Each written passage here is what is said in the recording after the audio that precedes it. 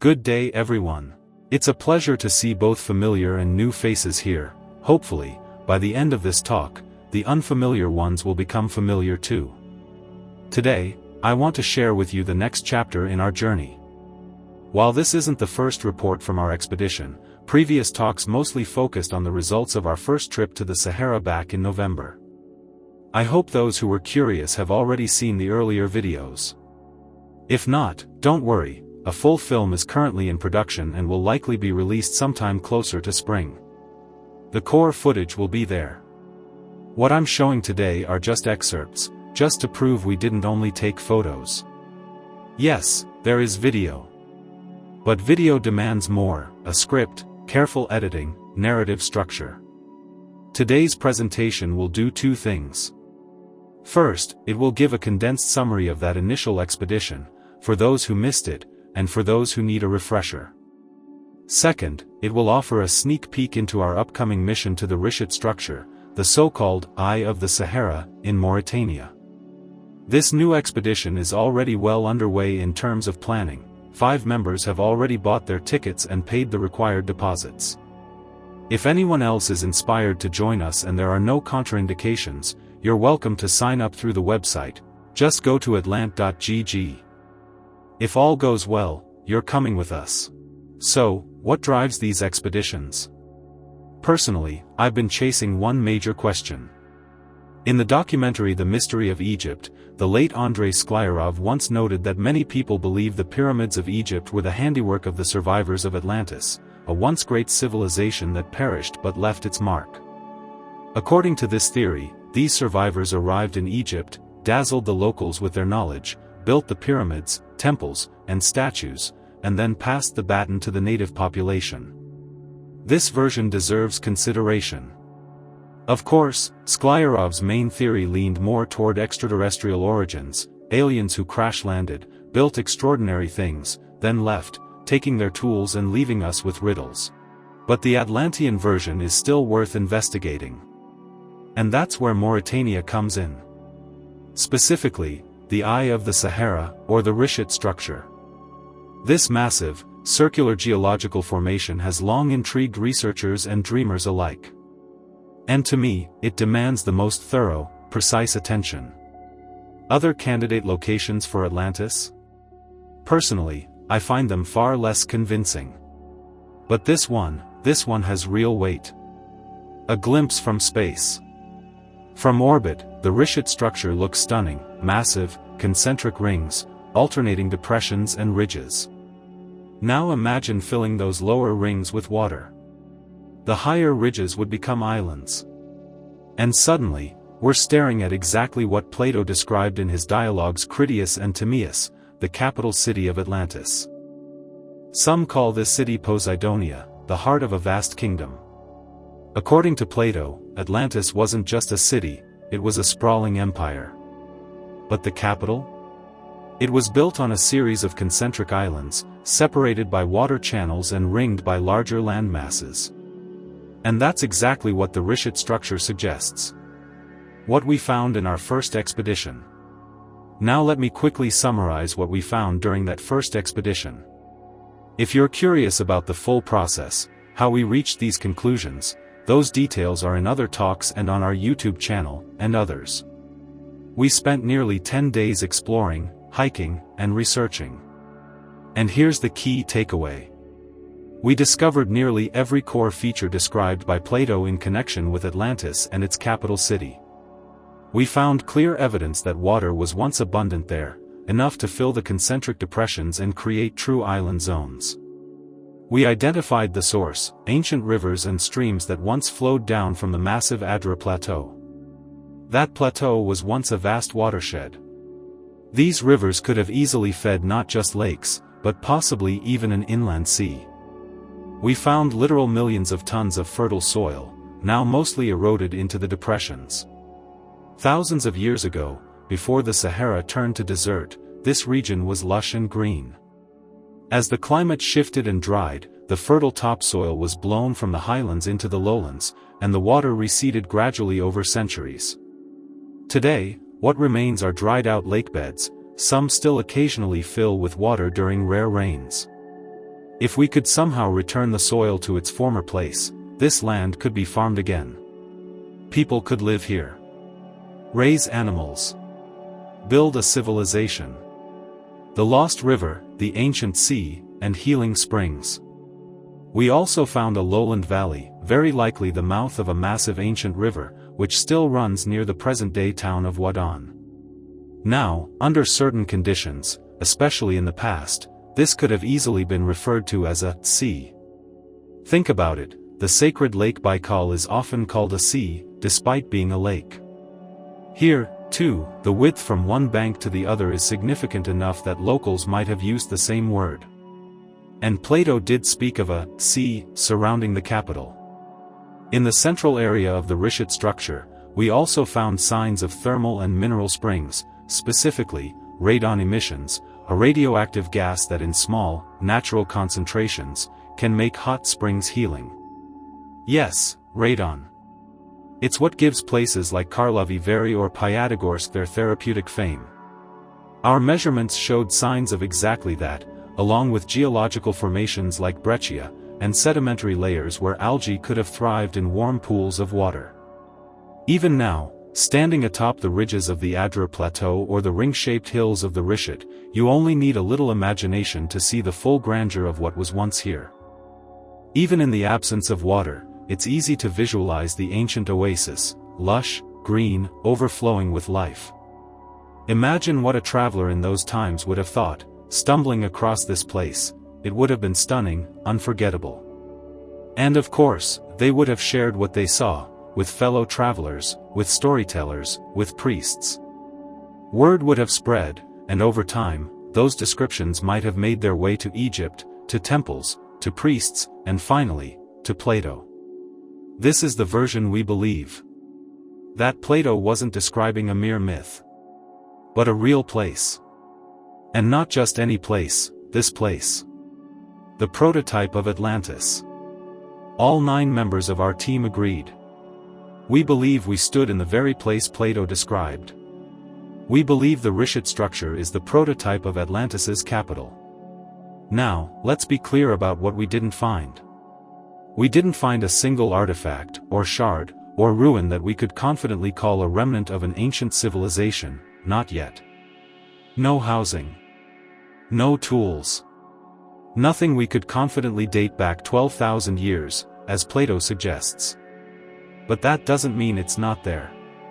That's why we're organizing a second expedition, to look deeper, search further, and see whether Plato's vivid description wasn't just accurate in form, but also rooted in real culture, real people. How likely is it that this is Atlantis? Let's talk probabilities.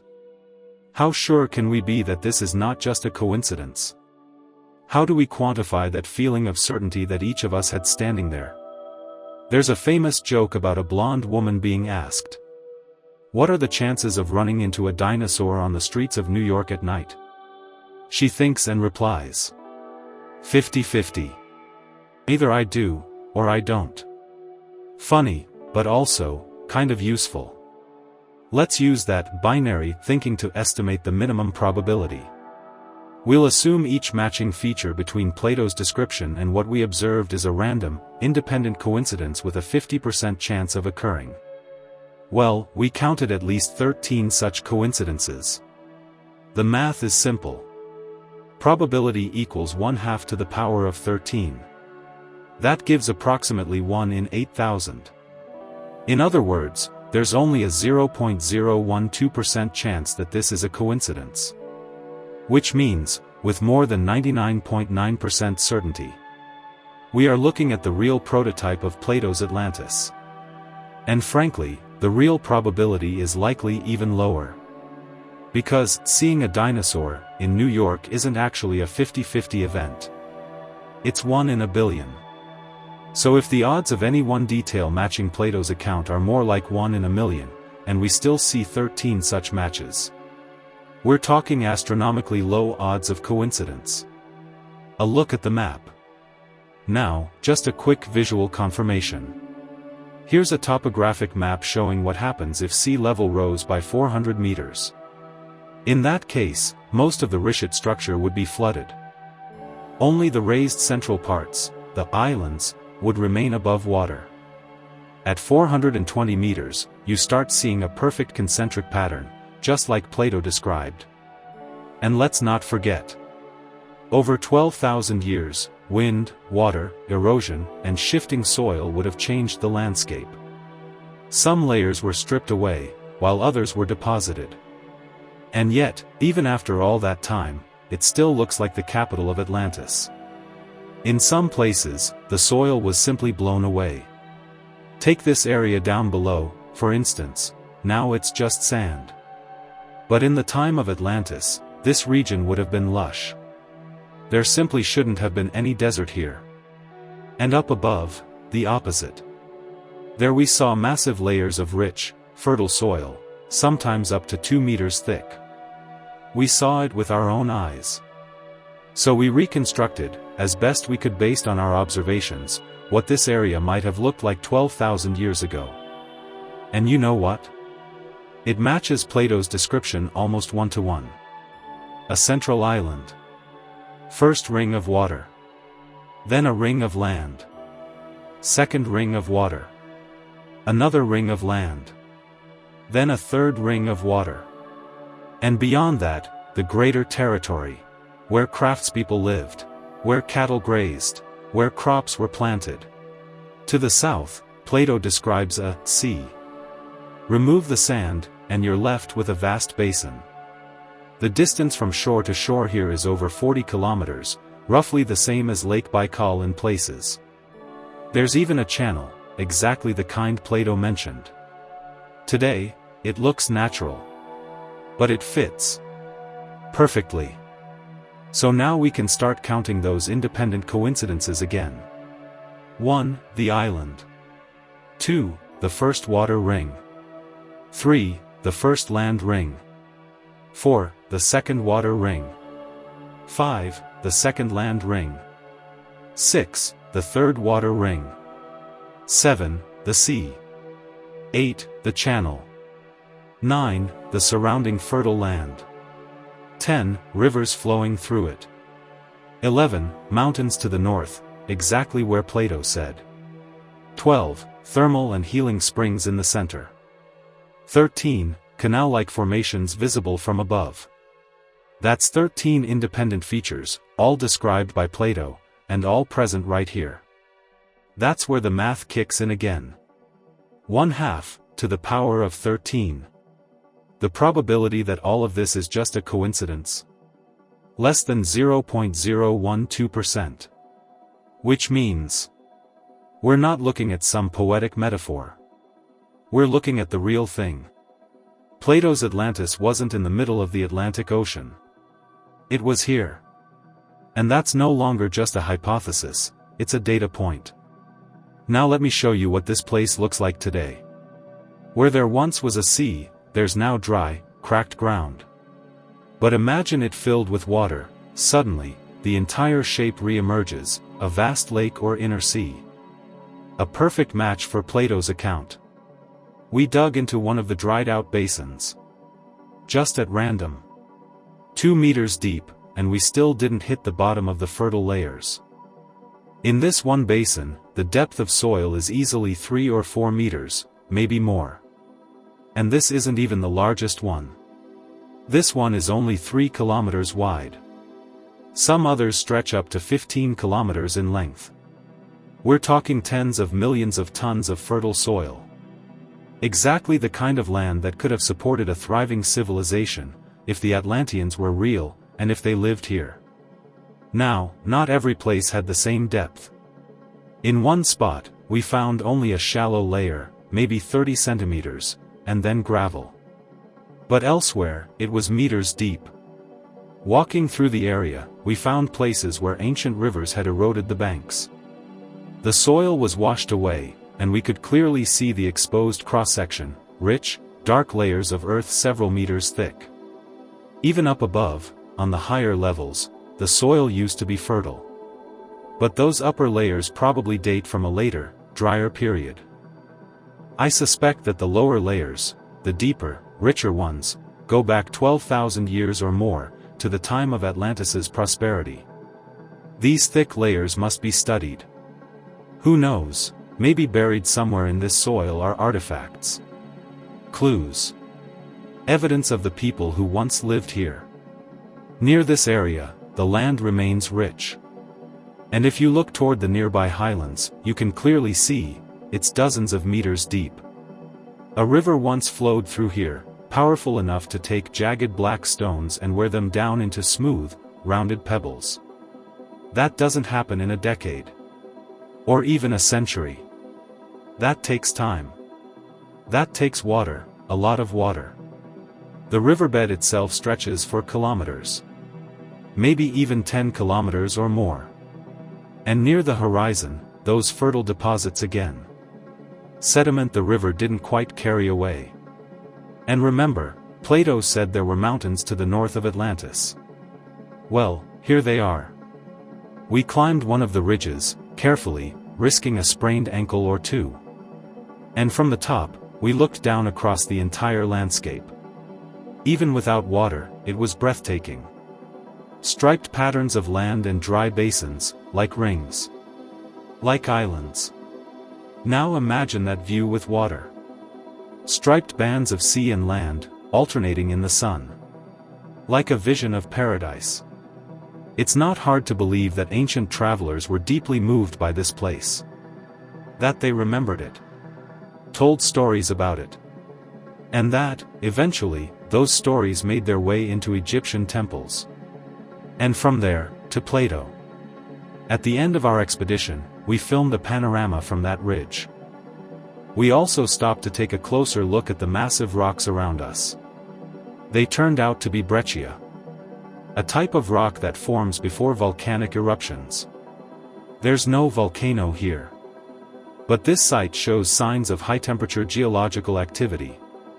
And that might explain the hot, healing springs Plato spoke of. Maybe that, too, wasn't a myth. At this very site, we also measured background radiation. And the results were quite a surprise. The average radiation level in the region is around 0.1 microsieverts per hour. But here, it jumped to 1.17. In some spots, it went even higher. In the video, you'll see the Geiger counter start screaming, literally. Flashing lights, warning tones, danger. Leave the area. Now, of course, I'm joking, a bit. The devices are calibrated with plenty of safety margin. But still. It's a strange feeling to realize you're walking across a radioactive layer of Earth. We also found blue-colored stones. If you're curious, a couple of samples are here on the table. Feel free to take a look after the talk. These stones tell a story of water. Of sedimentation, of aquatic life. Most likely, cyanobacteria or blue-green algae that gave the stones their unique color. And from what we know, these organisms typically thrive in warm water. That's yet another indication, thermal, life-supporting environments. Of course, we'll need experts to confirm that. But again, it fits. There's one more detail I didn't include earlier. Plato said that the Atlanteans built their structures using 3 types of stone. Black, red, and white. Well, this isn't an Atlantean building, it's just the hotel we stayed in. But take a closer look at the walls, the same 3 types of stone are used. And clearly, the builders didn't haul that stone in from hundreds of kilometers away. They sourced it locally. Which means the same materials were available to the Atlanteans. And possibly used by them in the same way. So we need to start looking for ruins. Not in some foreign material. But in this very same local rock. Only now, likely collapsed and buried. Here's a view from one of the central ringed ridges. You can see a narrow channel running between 2 hills. It looks just like the kind of passage Plato described. One that could be widened and used by ships. We could easily imagine this place, in ancient times, as a bustling port. And then there were the dunes. Our little adventure across the Sahara's sand dunes left a strong impression. And, yes, we couldn't resist goofing around a bit. At the end of the trip, we reenacted a scene from White Sun of the Desert, a beloved Soviet film. I played Sed, and one of our team members offered me tea from a very thematic-looking teapot. No, we didn't bring the teapot, we found it right there, in the middle of nowhere. Call it microscenography. Now let's talk about something less theatrical, but much more serious. There's been a lot of criticism. Harsh words. Sarcasm. Accusations. But strangely, none of those critics are offering to fund an expedition. None of them are volunteering to go themselves. None of them are out there, doing the work. They just demand. Loudly. Demand that we, or LAI, or the participants, do it properly, as they imagine it should be done. Well, if you didn't put a single cent into it, and you weren't there, you have no real say. Those who came, they earned their right to critique. The rest? Go ahead. Show us how it's done. Do something. Anything. That's constructive. Not blind criticism, but contribution. Now, to the next key goal of the new expedition. We need to test a bold hypothesis. Next to the Richat Structure, up on the Adrar Plateau, there's a curious formation. You can barely see it here, but on satellite images, it appears almost perfectly straight, like a fissure or trench. We need to find out, is this feature natural? Or is it man-made? Could it be a remnant of an ancient canal? Possibly, an Atlantean canal? That's one of our primary objectives. To do that, we'll have to go off-route. Here's our usual course: we drive past Azai's Tarhet, you'll see it in the video, then through Radon to the Richat Structure. But now, we'll have to make a detour. A zigzag of nearly 200 kilometers. And not on any road, across the desert. Trackless. Our goal: to reach and study the suspected channel. And to look for any signs that it was once a constructed waterway. Here are some satellite photos from Google. This one shows an unnaturally straight formation. And this, a few suspiciously rectangular features nearby. Who knows? Maybe this was once a lock, or a gate, or even part of a building. In some areas, this channel maintains a consistent width, about 25 meters. For comparison, the Karnak Canal in Egypt is also 25 meters wide. That's enough for small ships to pass. This possible channel extends for more than 150 kilometers. Though its ends vanish beneath the desert sands. Closer to the Richat Structure, there's simply too much sand to tell if it continues.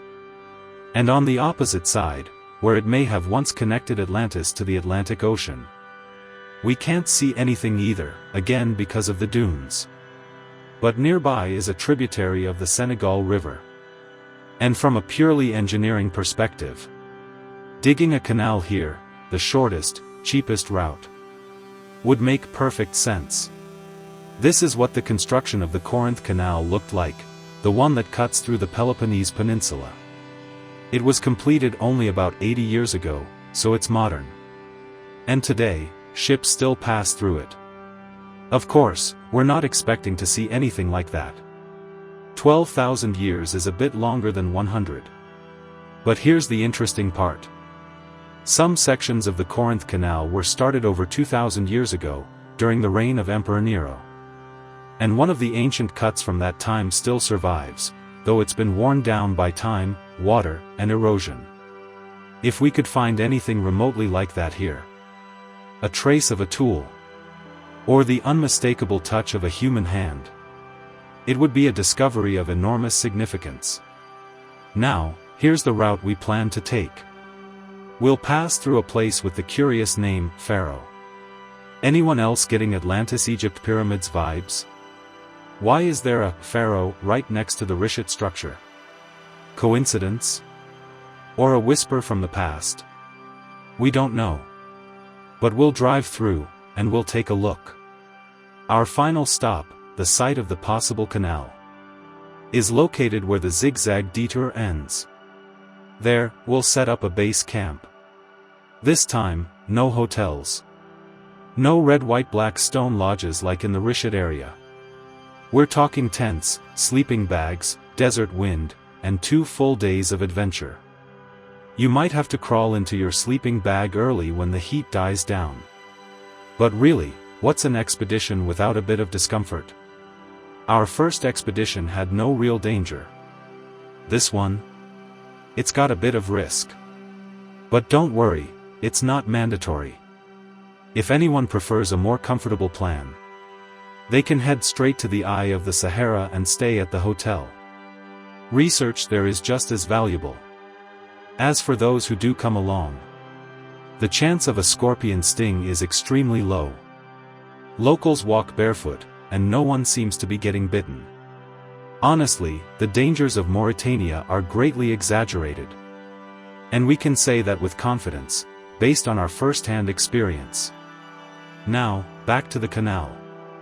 Our goal is to reach this point, either where the red satellite track ends, or on the opposite side. From there, we plan to walk about 10 to 15 kilometers along the suspected channel. And with the help of the drone, we'll cover even more ground. If, along that stretch, we find even the slightest trace suggesting that this trench was artificially cut, we'll be ecstatic. Because that would mean we found not just Atlantis, but perhaps even the Atlanteans themselves. That kind of discovery would draw the attention of the scientific world and the public. Proto-history would finally have something to say. And that could open the door to larger, more serious expeditions in the future. On the way back, we plan to stop at 3 fascinating sites. Take a look, here they are, up close. Strange, raised stone domes. Geologists call them geodomes. Some believe that the Richat structure itself is just that. A massive, ancient geological dome, formed by rising magma beneath the Earth's surface. Here, in these 3 locations, we see what looks like early-stage formations, before erosion has taken hold. These spots may help us understand the geological history of the region. How the Richat came to be. Personally, I don't believe the Richat structure is man-made. It's a natural formation. But nature's gifts can absolutely be used by humans. And often are.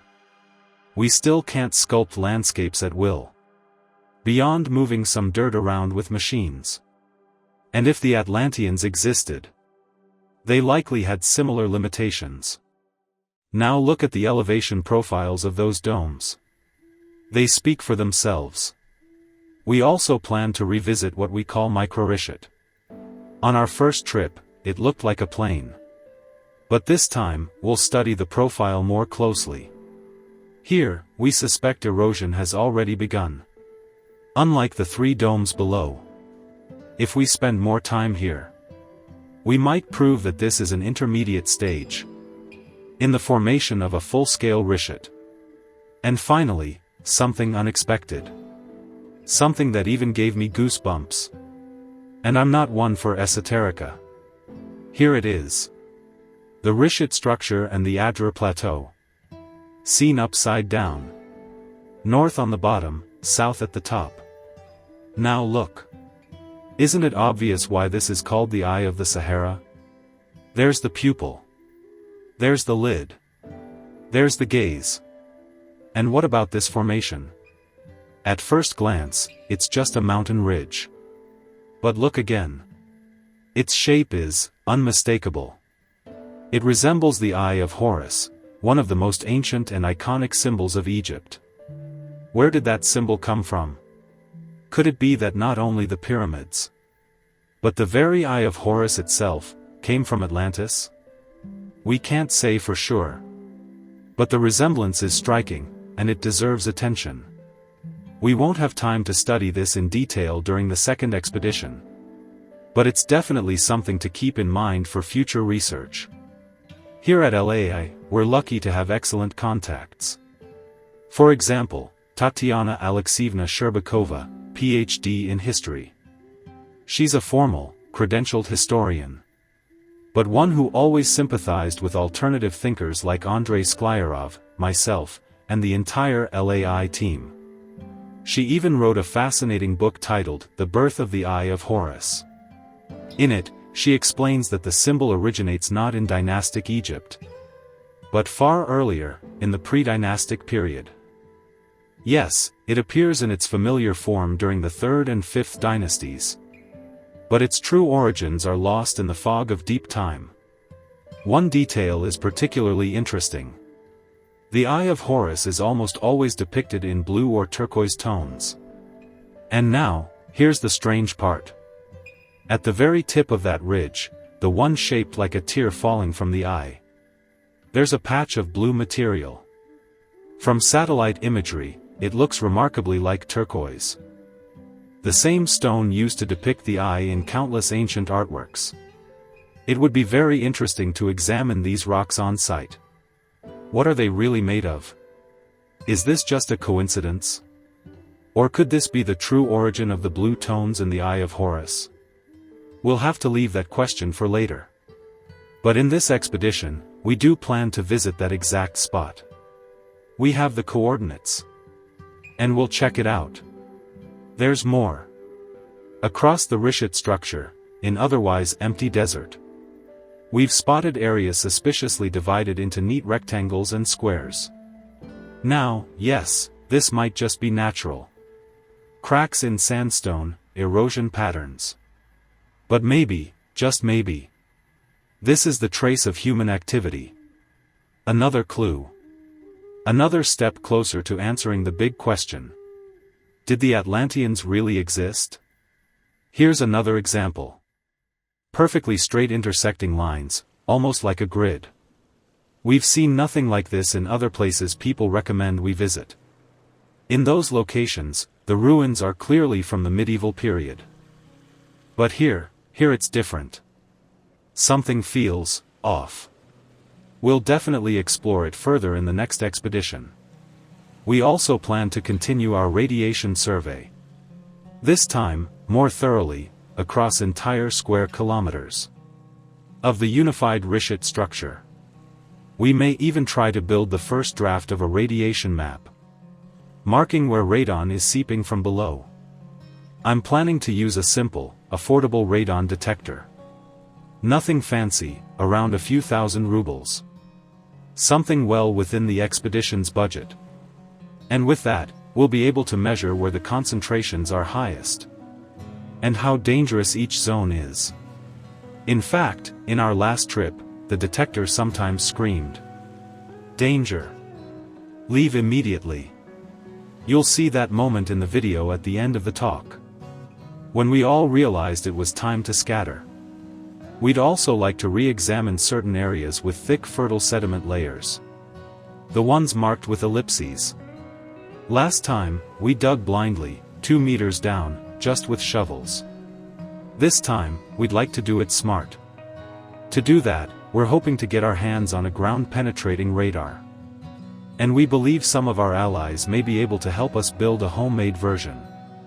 Something compact, basic, and most importantly, not suspicious to customs officers. A professional GPR would be immediately confiscated. But a scrappy, DIY model? That might just slip through.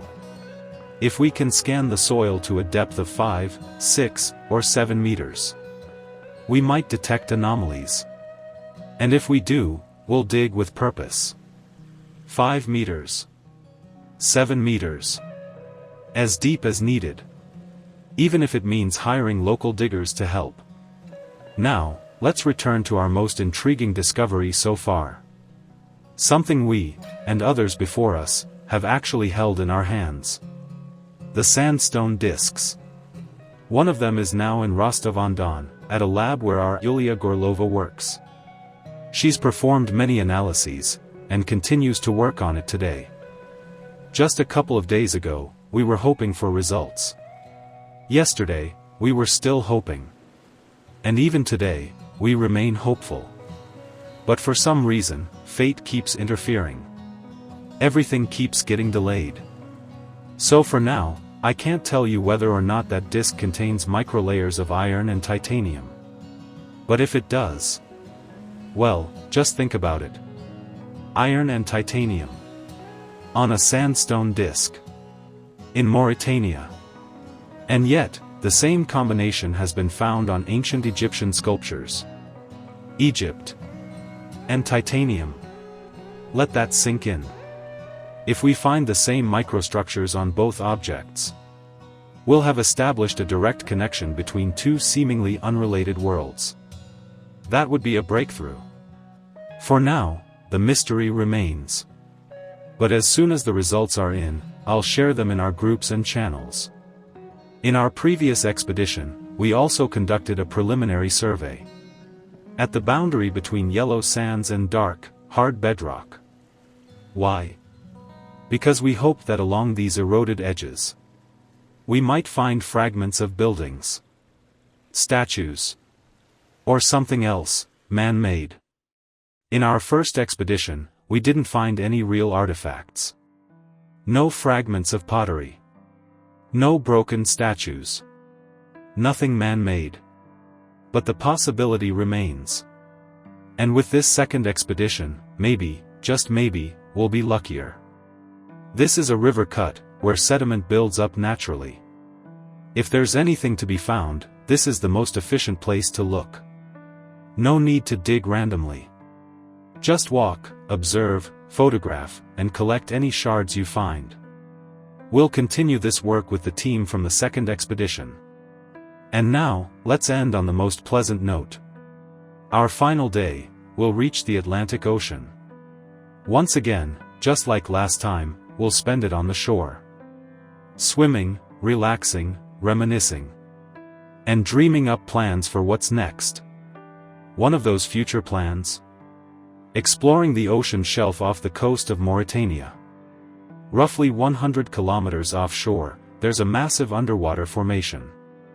Hundreds of kilometers long, wide, and hundreds of meters deep. It appears to be made of material washed off the coast. Perhaps by a cataclysm, a hurricane or enormous water flow. Around 12,000 years ago. Another coincidence? That's exactly the date Plato gave. The chance of finding actual remnants of the Atlantean capital there? Very low. But not zero. And that's reason enough to investigate. To do that, we'll need one small thing. A boat. Not a huge ship like Jacques Cousteau's. Just a decent vessel. Something that can take us out into the Atlantic. So now, through the screen, I'm addressing all boat owners. Whether now, or in a year, or in 5. If you have a ship that can reach these waters, we'd love to work with you. We'd use modern tech. Underwater drones. Scanning equipment. Mapping the seafloor in search of anything left behind. And maybe, one day soon, the boat becomes real. The drones become real. And we'll come back here to share what we found. Or what we didn't. That concludes my talk. But before we finish, I want to show you a few video clips. From what will eventually become our new film. Now, I'll be honest. We didn't have a drone yet. So these aren't our aerial shots. What you'll see is Google Earth. But add a little music. A little mood. And it still hits hard. It's no wonder that, when cosmonauts first saw this formation from space, over 50 years ago, they were struck by it. And since then, the area has been studied. But not thoroughly.